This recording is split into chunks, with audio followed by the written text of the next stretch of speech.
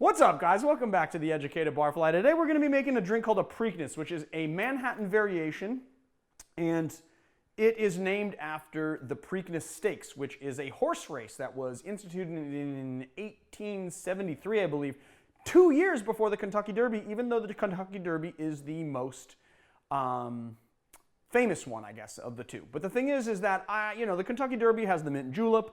The Preakness Stakes has another cocktail, which I looked at the ingredients of, and I was like, no, we're not going to do that. But there is a drink called a Preakness. It was first published by W.C. Whitfield in his cocktail Just Drinks in 1939, and I think it's really, really good. Now, it's going to be one of those brown Manhattan-style classic cocktails, but I think you guys are really going to enjoy it. I'm enjoying just talking to you guys about it. Can't you tell by my big smile and my sparkly eyes? All right, let's get into it. First thing we're going to do is a couple dashes of Angostura Bitters, followed by 1/4 ounce of Bénédictine, which is going to give it its little bit of sweetness. And then we're going to put 3/4 ounce of sweet vermouth. And because we need a main spirit, we're going to do 2 ounces of Rye Whiskey. We're using my favorite workhorse rye, Old Overholt Rye. And that's it. That's all it is. This cocktail's easy. Let's put some ice in here. Maybe do a cracker on this guy because he's a little big with our big old spoon. Somebody asked me in the comments the other day if I've ever bent a spoon from cracking ice like that, and I honestly can't say that I have. I know there's a bunch of bartenders out there that listen to, or that watch the show. Maybe you guys, have any of you guys ever? I kind of feel like that would be like, wham, like if you like whacked it super hard, I guess you could do that, but what's really funny is that me and Marius were talking about like what glassware we should use, and I had the glass sitting right here, and then I was like, oh, maybe I should use another glass, and I pulled it off, but then I didn't replace the glass. So I technically didn't forget the glass. I just have to grab it from off camera. It was here. You just don't know that because we weren't recording yet. And then I got kind of involved in talking to Marius about a couple of things. And, and then Marius was like, doing his signature kind of like dance behind the camera, like trying to remind me to smile, to be more relatable, so that you guys will like me more. Just kidding. I really don't care. I like you guys, and that's all that matters. And even if you don't like me, it doesn't matter because you learn a lot of drinks on this channel. You cannot say that. You can say that I have resting dick face. You can say that I look mean. You can say lots of things about me, but what you can't say is that I don't teach you lots of stuff.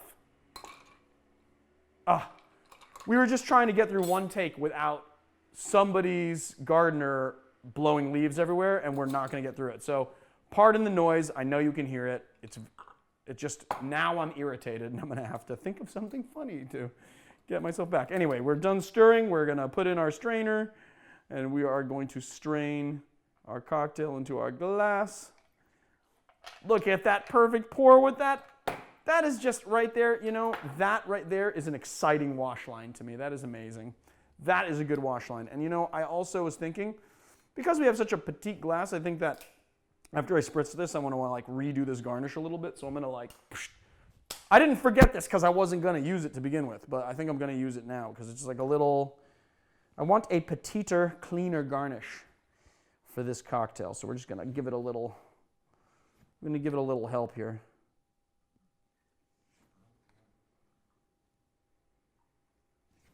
There.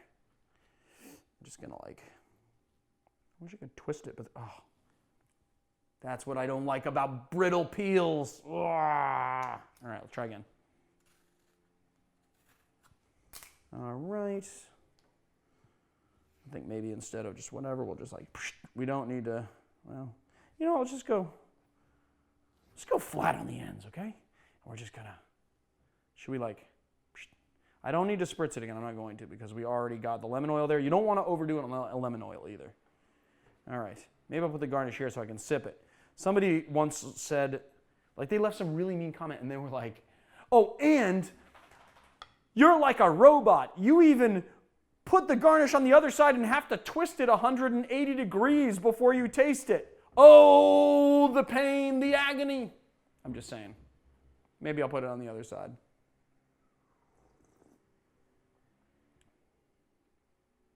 I mean, you get that rye right off the bat.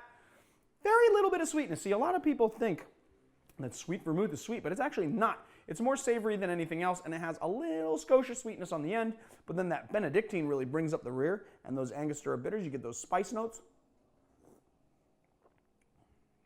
I could drink about, well, I say that I could drink about 8 of these while watching a horse race and having fun at the track and, you know, losing money and whatever, but this is a strong drink, and it will knock you on your ass. I don't think I could actually drink 8. I might be able to drink like 3. All right, guys, there you go. Now I'm twisting it 180 degrees so you can see it and I can present it to you. The Preakness cocktail. I will see you guys next time. If you like our channel, please hit like and subscribe. Please check us out on Patreon. We got some really awesome things going on there at patreon.com/educatedbarfly. I will see you guys in the comments. I love you all. See you later. Auf Wiedersehen. Sayonara. Goodbye. Until next time. Live long and prosper. All of that. See you guys on the next one.